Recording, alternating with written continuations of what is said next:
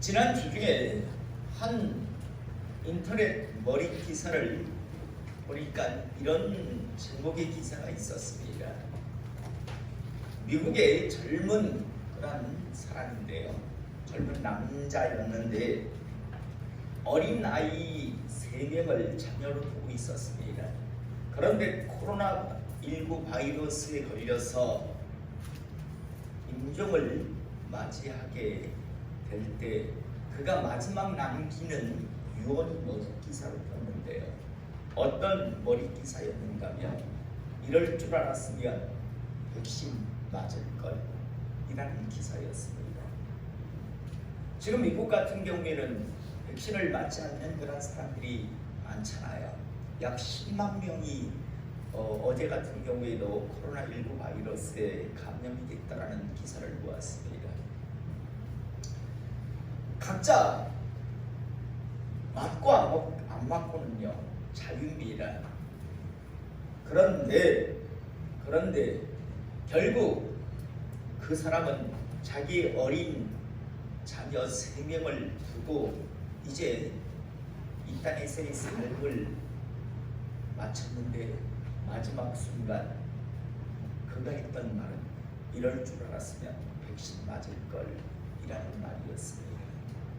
저는 오늘 시간 백신을 맞아라 맞지 말라는 이야기를 하려고 하는 것이 아니라 나중에 언젠가 저도 마찬가지고 여러분들도 마찬가지고 인생의 마지막 순간을 맞이할 텐데 그때 이럴 줄 알았으면 신앙생활 제대로 할 걸, 정말 영혼의 때 제대로 준비할 걸 이라며 그런 후회의 말을 저도 우리 성도님들도 남기지 않기를 이 시간 축복합니다.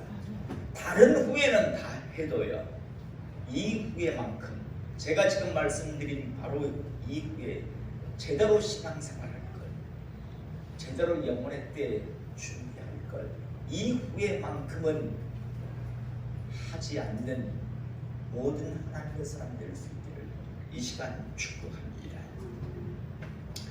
20세기 가장 위대한 소설 100선을 뽑았는데 그 중에서 20세기에 쓰여진 그런 가장 위대한 소설 1위를 차지한 책은요 제임스 조이스라고 하는 사람이 적은 율리시즈라고 하는 소설이었습니다. 사람들은 이 소설에 대해서 대부분 잘 알고 있습니다. 그런데요 이 제임스 조이스라고 하는 사람이 율리시즈라고 하는 이 소설을 쓸 때 그가 단 하루의 장면을 소설로 쓰기 위해서 8년을 몸부림쳤다라는 것을 대부분은 잘 알지 못합니다. 불과 몇 페이지밖에 안 되는데 그 불과 몇 페이지를 쓰는데 8년 걸렸답니다. 사람들은 그냥 율리시즈 성공한 소설, 유명한 소설이라고 생각만 합니다.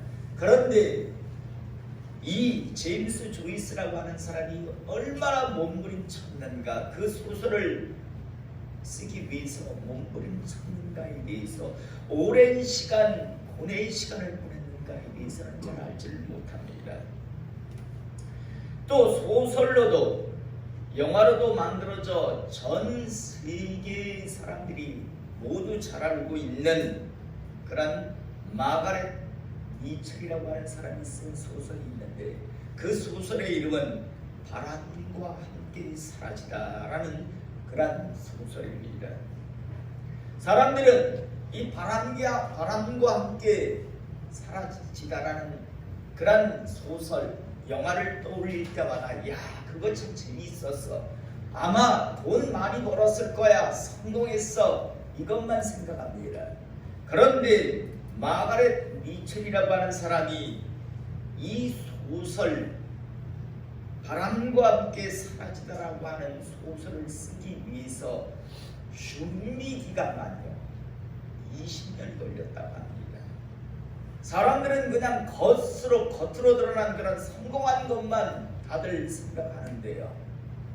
그런데 그 소설, 그런 작품이 쓰여지기 위해서 작가가 얼마나 많은 시간, 땀과 수고랑 그런 이후의 열심을 이렇게 그 작품에 부어 넣었는가를 사람들은 잘 알지를 못합니다.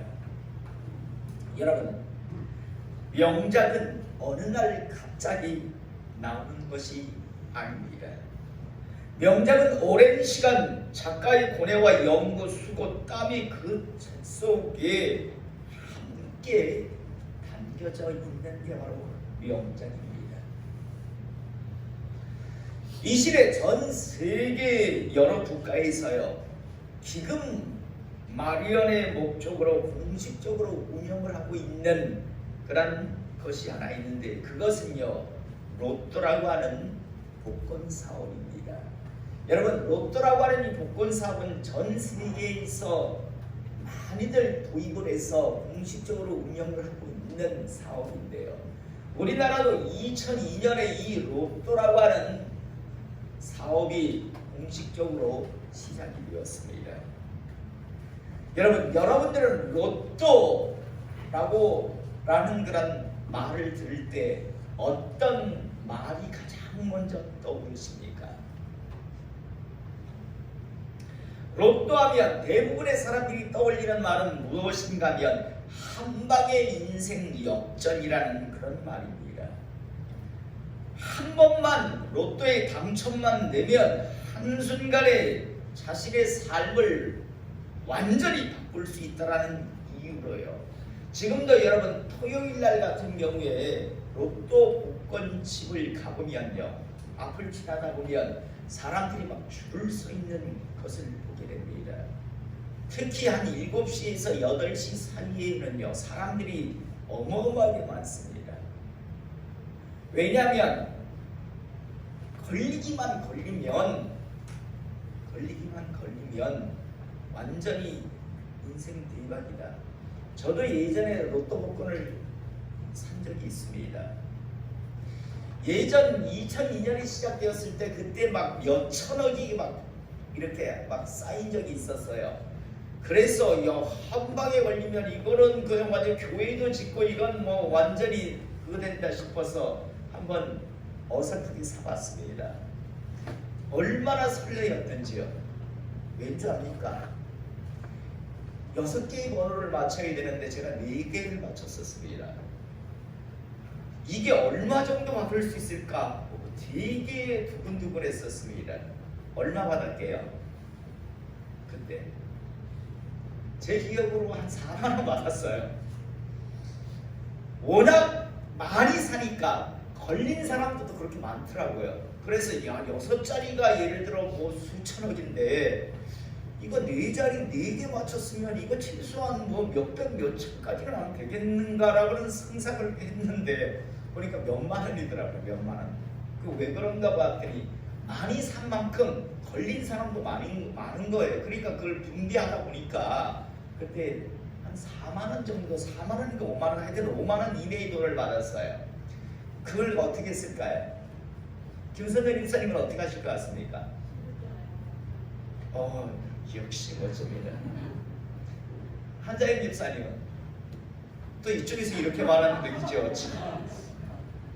정정기 집사님 어떻게 하시겠습니까? 예? 가만히 모셔두겠습니까? 장로님 어떻게 하시겠습니까? 예, 저도 저랬습니다. 그 자리에서 바로 로또 다시 샀습니다. 그 다음 주에 생겼죠. 김선정 집사님, 제가 부끄럽습니다. 저는 그때 그 자리에서 바로 다시 그거 재투자해가지고 로또 복권 샀어요. 그때 지금은 1,000원인가 그런데 그때는 2,000원씩 했어요. 처음에는. 그런데 금액이 자꾸 많아진다 해서 1,000원으로 다운을 시킨 걸로 알고 있는데 그때는 2,000원이었어요. 그래서 그때 몇만 원 그냥 그 자리에서 다시 주고 다시 복권을 샀죠. 어차피 없는 돈이라고 생각했었으니까. 그런데 그 다음 주에 하여튼 하나가 또 걸렸어. 근데 결국은 없어지더라고요.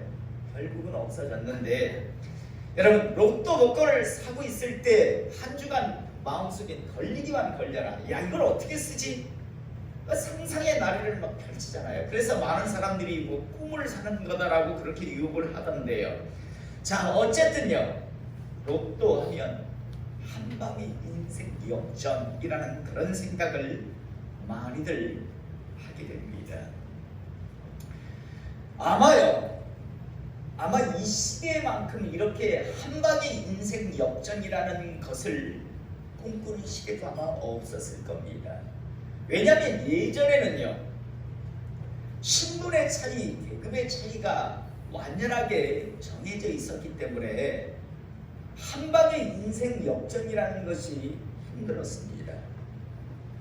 계급이 있고 신분이 있었잖아요. 동서양을 막론하고. 그래서 한방의 인생 역전이 불가능했지만 지금이야 얼마든지 인생 역전이 가능합니다.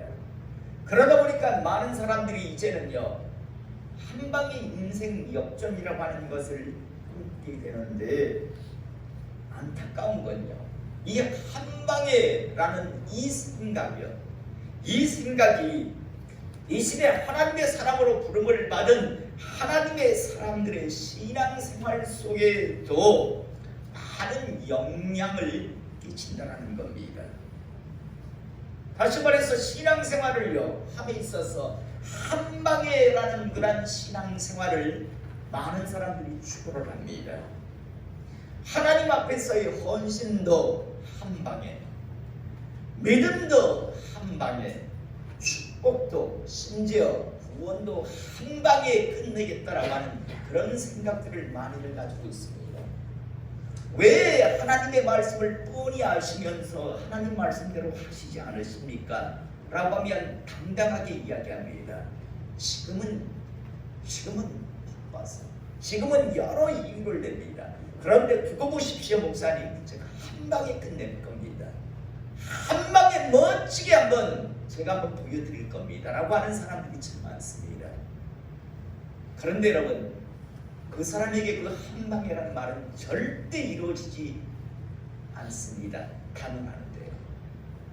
하나님이 그렇게 그 사람에게 그런 기회를 주지 않습니다. 여러분 성경을 보면요 하나님은 절대 하나님의 일꾼을 부르실 때 또 하나님의 사람들을 사용하실 때 보면 한방에 사용하시는 예가 없었다는 것을 우리는 아주 분명하게 보게 됩니다. 하나님께서 모세를 사용할 때 보세요. 왕자의 신분으로 어찌됐든 애국에서 완전히 권력을 잡을 수도 있는 상황이 모세에게 있었습니다. 그런데 하나님은 그때 모세를 사용하지 않습니다. 40년을 미디안 광야에 나가서요 처절하게 낮추신 이후에 그 다음에 하나님께서 이제 내가 너를 쓰겠노라고 40년을 준비시키셨어요. 하나님은 사용하시는 것을 우리가 보게 됩니다. 우리 생각에는 그냥 40살 때 얼마나 멋집니까? 최고의 교육을 받았고 그리고 나이도 참 멋진 나이, 그때 쓰는 것이 맞을 것 같은데 하나님은 그때 안 쓰십니다. 80 먹은 노인네를 쓰십니다. 오죽했으면요 하나님께서 모세를 찾아가서 내가 너를 쓰겠다니까 보내실 만한 사람을 보내십시오, 쓸만한 사람을 쓰십시오 라고까지 이야기할 정도의 스스로 생각해도 많은 사람들이 이 말을 하면 그런 생각을 합니다. 아니, 그 당시 많이 오래 살던 시대 아닙니까? 아닙니다. 모세의 시편을 보면요 당시 70, 강건하면 80이었습니다. 건강하면 80살까지 살고 일반적으로 수명이 70이었습니다. 모세 시대는. 그런데 그 80살 먹은 모세를 쓰시겠다고 하나님께서 찾아가시는 걸 보게 됩니다. 40년을 준비시키십니다. 한 방에 쓰시지를 않습니다.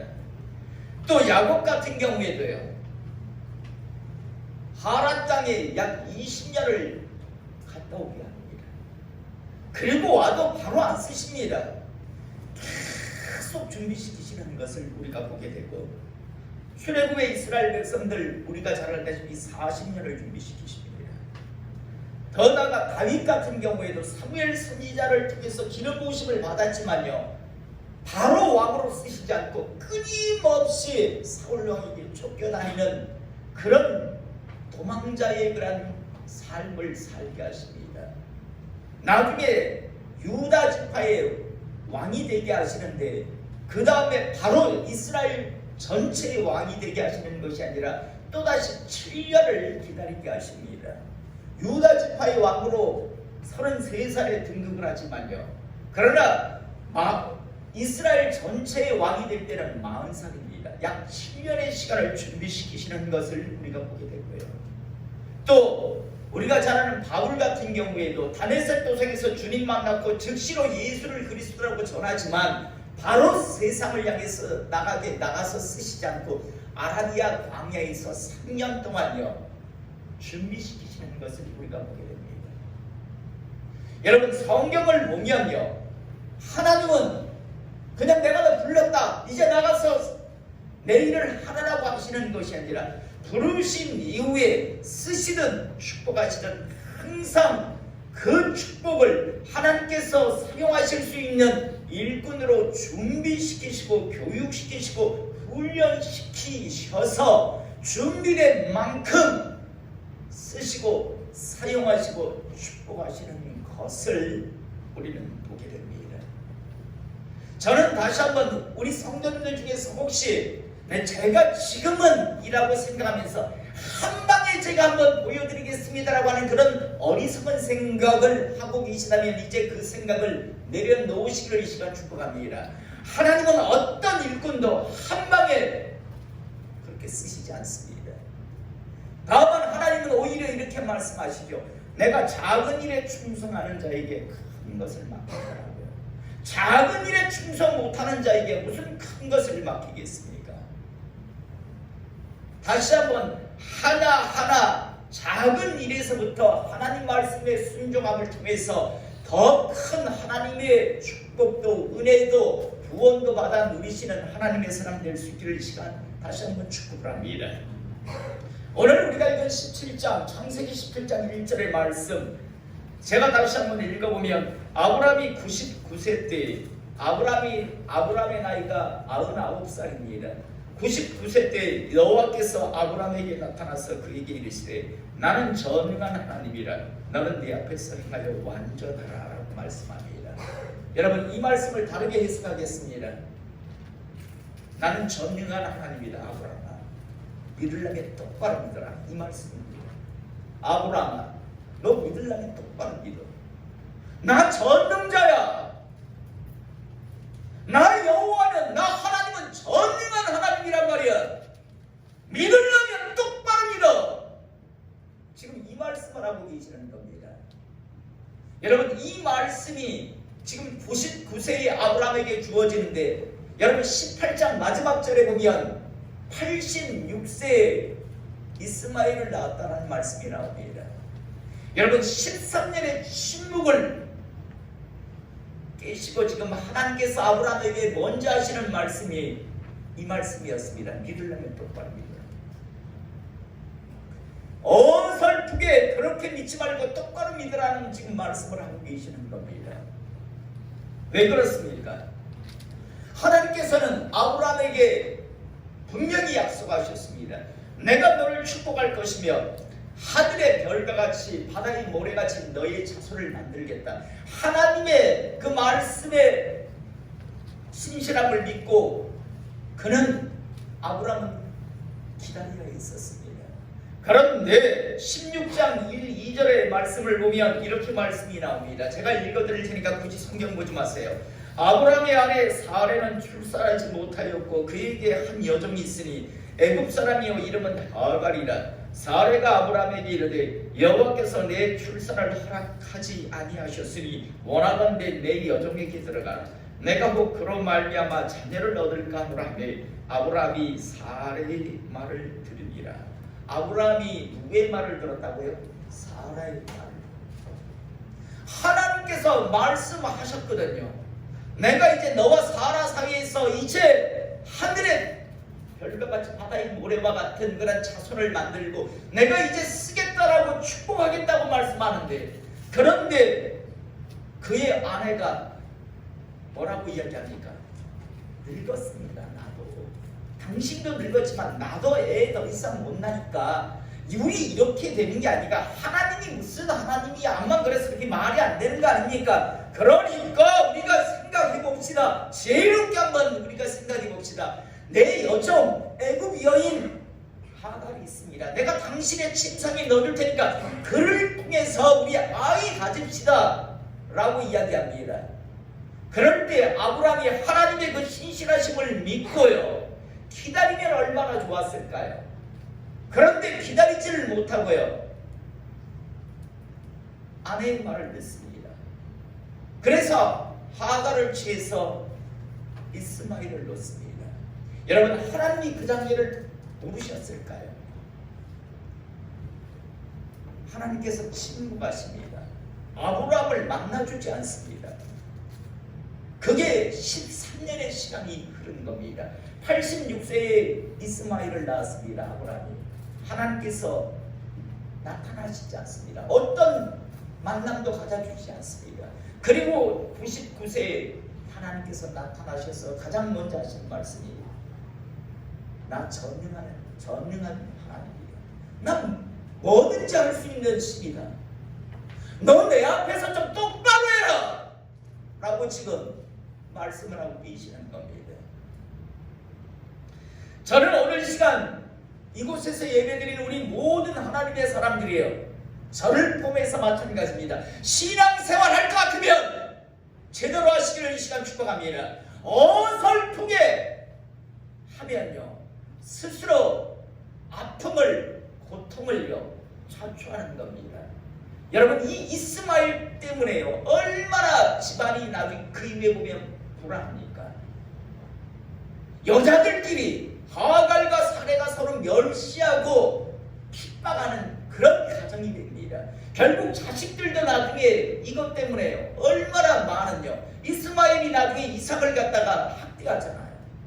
그것 때문에 결국에는 가정의 아픔을요, 하나님의 그 신실하신 약속을 믿고 묵묵히 기다렸다면 하나님은 하나님의 때에 하나님의 약속을 이루실 텐데, 스스로 전능하신 하나님의 그 능력을 제한한 채요 자기 스스로 인간적인 방법을 취하면 그게 현명한 것 같고 그게 빠른 것 같았는데, 그게 결국은 고통의 씨앗, 불행의 씨앗이 되는 것을 우리가 보게 됩니다. 그래서 하나님은요 아브라함에게 말씀하는 겁니다. 아브라함아, 나 전능한 하나님이다. 못 믿니? 내가 전능한 신이라고. 그렇다면 내 앞에서 제대로 하라. 하려면 제대로 하라라고 지금 말씀하고 있는 것을 우리가 보게 됩니다. 사랑하는 성도 여러분, 오늘 이 시간 이 창세기 17장 1절의 말씀, 아브라함이 99세 때 여호와께서 아브라함에게 나타나서 그에게 이르시되 나는 전능한 하나님이라. 여러분, 나는 전능한 하나님이라고 하는 이 하나님의 속성을 마음판에 새길 수 있기를 이 시간 축복합니다. 하나님 앞에서는 기적이라는 단어가 없습니다. 여러분이 아무리 노력해도 반짝 안 자고 땀 흘리고 수고해도 이룰 수 없지만 하나님은 주시고자 하시면 얼마든지 가능함을 있기를 이 시간 축복합니다. 하나님은요 100살 먹은 아브라함에게 자식을 주시는 하나님이십니다. 인간적으로 볼 때는 16년 전에 이미 안 된다고 했겠지만 16년이 지난 이후, 아니 17년 이후에 100살이 되었을 때도 하나님께서 주시고 싶으면 주실 수 있는 하나님이심을 잊지 않기를 원합니다. 전능하신 하나님이라고 하는 사실을 잊지 않기를 원합니다. 그러면서 너는 내 앞에서 행하여 완전하라. 제대로 된 신앙생활을 하라고 하시는 이 말씀, 여러분 두렵게 받으시기를 이 시간 축복합니다. 저도 두렵게 받고 여러분들도 두렵게 받기를 원합니다. 신앙생활 하실 것 같으면 제대로 하십시오. 어정쩡하게 그냥 교회 안에서 흉내나 내고 하다가 제가 말씀의 서두에서 여러분들에게 말씀드린 것 같이 마지막 순간 후회하십니다. 이럴 줄 알았으면 제대로 신앙생활할 것. 이럴 줄 알았으면 이렇게 빨리 내 죽음이 내 문턱 앞에 서 있는 줄 알았다면 제대로 내 영혼의 때를 준비할 걸. 이라며 후회하실 겁니다.